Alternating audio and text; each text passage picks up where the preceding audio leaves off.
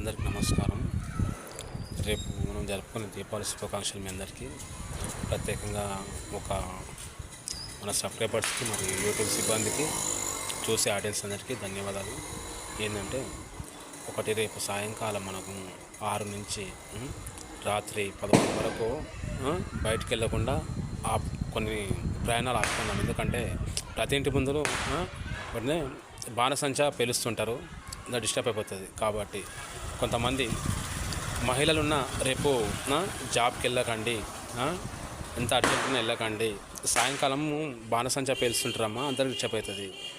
కొంతమంది కాలేజ్కి వెళ్ళే స్టూడెంట్స్కనే చెప్తున్నా, మరి కొంతమందికి పెద్ద మనుషులు కూడా చెప్తున్నా, సీనియర్ సిటిజన్స్కి నా విజ్ఞప్తి రాజేష్ వరల్డ్ వైడ్ మీడియా నుంచి. ఎందుకంటే మనము ఒక social media influence content creator కాబట్టి మాకు బాధ్యత ఉంది.